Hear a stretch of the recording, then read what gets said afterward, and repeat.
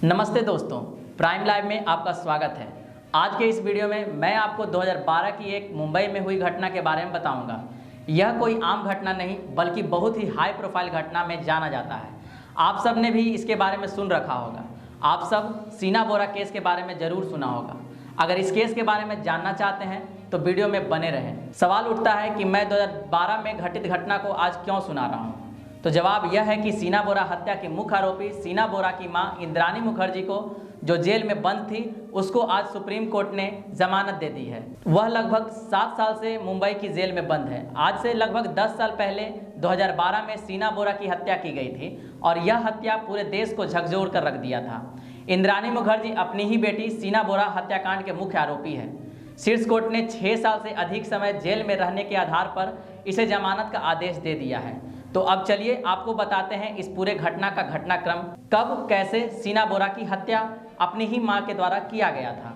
हालांकि अभी तक यह केस पूरी तरह से अनसुलझी है, क्योंकि पिछले साल ही इंद्राणी मुखर्जी ने सीबीआई निदेशक को बताया था कि उसकी बेटी सीना बोरा जिंदा है और वह कश्मीर में उसकी जांच एजेंसी तलाश शुरू कर दें।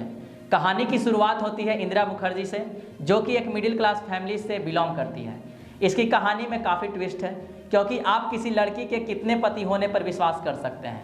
इंदिरा मुखर्जी एक ऐसी महिला है जो धन के लालच में 4 शादियां की और वह अपने मंसूबे में कामयाब भी रहे, क्योंकि एक समय ऐसा आता है जब इंदिरा मुखर्जी पूरे विश्व के 50 सर्वश्रेष्ठ धनी महिला में गिनी जाती है।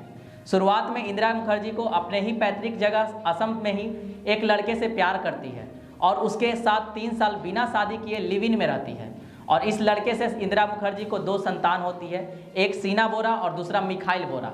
इसके कुछ दिन बाद ही इंद्राणी मुखर्जी एक और लड़का से शादी करती है, लेकिन इससे भी बात नहीं बन पाती और इंद्राणी मुखर्जी इसे छोड़ देती है और कुछ समय बाद इसकी मुलाकात कोलकाता के संजीव खन्ना से होती है।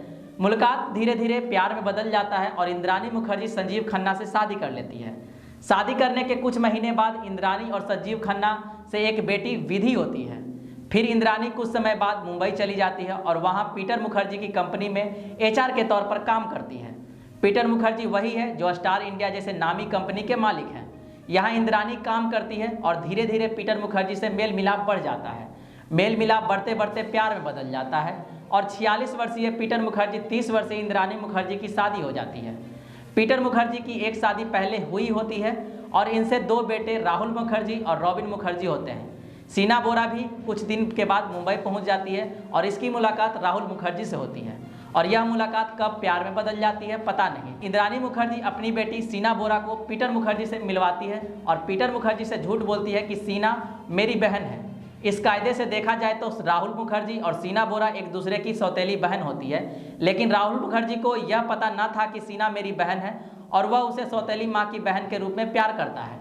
इधर सीना बोरा को भी यह रिश्ता अच्छा नहीं लग रहा था कि हम अपने भाई से इस तरह के रिश्ता रखें, लेकिन राहुल मुखर्जी को अब तक प्यार हो चुका था। इतना प्यार को गहराते हुए देख इसकी मां को पसंद ना आया और इसे रास्ते से हटाने की कोशिश करने लगी। इसके लिए इसने 2 और आदमी की मदद ली, जिसमें इंद्राणी की ड्राइवर श्यामवर और इसके पहले पति संजीव खन्ना शामिल था। संजीव खन्ना को यह कहकर उसने शामिल किया कि अगर सीना बोरा को रास्ते से हटा दिया जाता है तो आपकी बेटी विधि ही पूरे कंपनी की मालिक होगी। इस लालच में संजीव खन्ना ने इसका साथ दिया। विधि को पीटर मुखर्जी ने अडॉप्ट कर लिया। इसके बाद इंद्राणी मुखर्जी अपनी बेटी को यह कहकर बुलाती है कि हम सब ठीक कर देंगे और तुम्हारी शादी राहुल मुखर्जी के साथ करवा देंगे। इस लालच में सीना बोरा आती है और कार में बैठती है। इस कार में संजीव खन्ना, इंदिरा मुखर्जी और ड्राइवर श्यामवर होता है। जैसे ही सीना बोरा कार में बैठती है, इंदिरा मुखर्जी से पानी पिलाती है और इस पानी में बेहोशी की दवा मिला देती है, जिसको पीकर वह बेहोश हो जाती है और बेहोशी की हालत में ही इसे गला दबाकर मार देते हैं। फिर उसके अगले दिन इसको मुंबई से 103 किलोमीटर दूर रायगढ़ के जंगलों में ले जाते हैं और उसे जला देते हैं, लेकिन ज़्यादा रात होने की वजह से इन्हें दिखाई नहीं देता है कि पूरा शरीर जला या नहीं जला, तो आधा अधूरा जले शरीर को छोड़कर वे चले जाते हैं।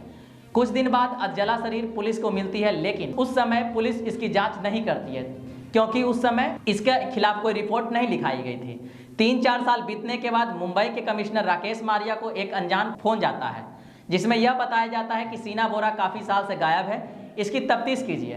राकेश मारिया वही कमिश्नर है जिन्होंने संजय दत्त को आर्म्स एक्ट में पकड़ा था, इसलिए राकेश मारिया इस केस में जुड़ जाते हैं, क्योंकि यह केस बहुत ही हाई प्रोफाइल था। तो इन्होंने इस केस की जांच चुपके चुपके शुरुआत की और सबसे पहले शुरुआत इन्होंने इंद्राणी मुखर्जी के ड्राइवर श्याम वर से किया और इसे एक झूठे केस में गिरफ्तार कर लिया, जिसके बाद कस्टडी में इससे पूरी पूछताछ की गई। लेकिन शुरुआत में ड्राइवर कुछ बताने से इनकार कर रहा था, लेकिन पुलिस जेल का डर दिखाकर उससे सब कुछ पता कर लिया। इस ड्राइवर ने कब कैसे क्या हुआ सारी बातों को पूरा बता दी, लेकिन फिर भी राकेश मारिया डायरेक्ट जाकर इंद्राणी मुखर्जी को गिरफ्तार नहीं कर सकती थी, क्योंकि यह मामला काफी हाई प्रोफाइल था। इसलिए यह और सबूत जुटाने में लग गए और वहां गए जहां पर शीना बोरा को दफनाया गया था। वहां कुछ कंकाल मिला, लेकिन इससे भी यह पता नहीं किया जा सकता था कि यह कंकाल किसका है।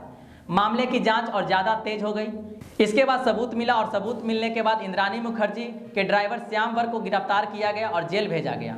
कुछ ही समय बाद पीटर मुखर्जी को भी गिरफ्तार कर लिया गया और इन्हें भी जेल जाना पड़ा। इसके बाद भी इंद्राणी मुखर्जी का यह दावा था कि अभी भी शीना बोरा जिंदा है और वह जम्मू कश्मीर में है।